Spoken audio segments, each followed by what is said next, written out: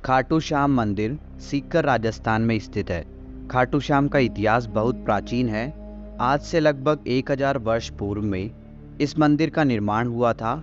सीकर जिला मुख्यालय से 43 किलोमीटर दूर खाटू नामक गांव में बाबा खाटू श्याम का प्राचीन मंदिर है। इस मंदिर में भगवान श्री कृष्ण और बर्बरीक की पूजा होती है। खाटू श्याम में बर्बरीक का सिर है, जिसे बर्बरीक ने भगवान श्री कृष्ण के कहने पर दान कर दिया था। कलयुग में खाटू श्याम को श्री कृष्ण का अवतार माना जाता है। खाटू श्याम को हारे का सहारा कहा जाता है, क्योंकि जिसकी मनोकामना कहीं पूरी नहीं होती उसको श्याम बाबा पूरी करते हैं। इस वीडियो में हम आपको खाटू श्याम का इतिहास, कहानी, कथा और खाटू श्याम मंदिर कहाँ स्थित है, इसकी पूरी जानकारी देंगे। खाटू श्याम का इतिहास महाभारत काल से है। ये पांडुपुत्र भीम के पौत्र थे, जिनसे खुश होकर भगवान श्री कृष्ण ने इनको कलयुग में अपने नाम से पूजनीय होने का आशीर्वाद दिया था। खाटू श्याम जी का नाम बचपन में बर्बरीक था। घर परिवार, माता पिता और गुरुजन सभी इनको बर्बरीक नाम से ही जानते थे। भगवान श्री कृष्ण ने इनको अपने घुंघरालू बालों की वजह से श्याम नाम दिया था। खाटू श्याम जी को श्याम बाबा, दीनों का नाथ, कलयुग का अवतार, शीश का दानी, खाटू वाला श्याम, हारे का सहारा, लकदातार, नील घोड़े का असवार, खाटू नरेश आदि नामों से भी जाना जाता है।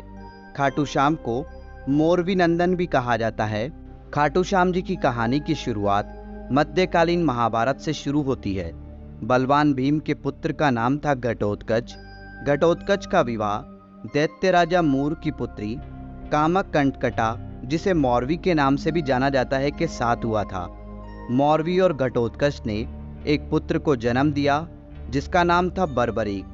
बचपन से ही बर्बरीक ने अपनी माता मौरवी और भगवान श्री कृष्ण से युद्ध कला सीखी। बर्बरीक ने भगवान शिव की तपस्या की, जिससे प्रसन्न होकर शिव जी ने उन्हें 3 बाण दिए। ये 3 बाण उनको तीनों लोकों में विजय दिलवा सकते थे।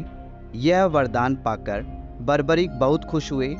बर्बरीक अपनी वीरता और शक्तियों के लिए जाने जाते हैं। महाभारत काल में जब कौरव और पांडवों के बीच युद्ध शुरू होने वाला था, तब बर्बरीक अपनी माता के पास गए और युद्ध देखने की स्वीकृति मांगी। इस पर उनकी माता ने उनसे पूछा कि तुम किसकी तरफ से युद्ध लड़ोगे। इस पर बर्बरीक ने जवाब दिया, जो हारेगा मैं उसकी तरफ से युद्ध लड़ूंगा। माता से आज्ञा मिलने के बाद बर्बरीक महाभारत का युद्ध देखने के लिए निकल पड़े। भगवान श्री कृष्ण यह सब देख रहे थे। श्री कृष्ण जानते थे कि यदि बर्बरीक को नहीं रोका गया तो युद्ध का परिणाम पलट देगा। रास्ते में जाते हुए बर्बरीक को श्री कृष्ण ने ब्राह्मण का रूप धारण करके रोका और पूछा, हे बालक, तुम अकेले यह 3 बाण लेकर कहाँ जा रहे हो।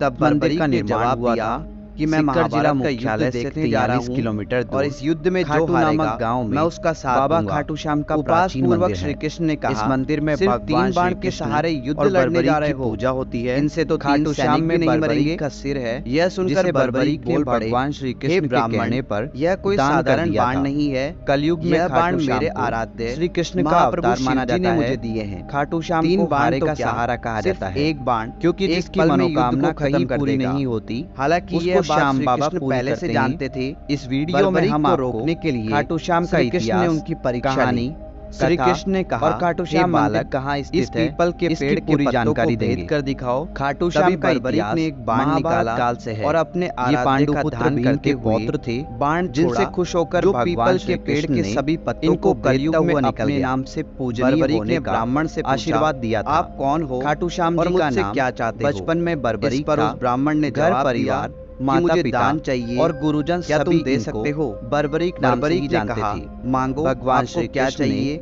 इनको अब ब्राह्मण ने उन बालों की वजह से मांग लिया। श्याम नाम दिया। सुनते ही बर्बरीक समझ गया को श्याम बाबा कोई साधारण आदमी नहीं है। कलयुग उसने ब्राह्मण को अपने वास्तविक रूप में आने को खाटू वाला श्याम। तब भगवान का सहारा अपने असली रूप में बर्बरीक को दर्शन दिए। अपने गुरु को सामने आदि नामों से भी जाना जाता है। धन्य हो गया। खाटू श्याम बर्बरीक ने मोरवी नंदन भी कहा जाता है। और दूसरे दिन फाल्गुन की कहानी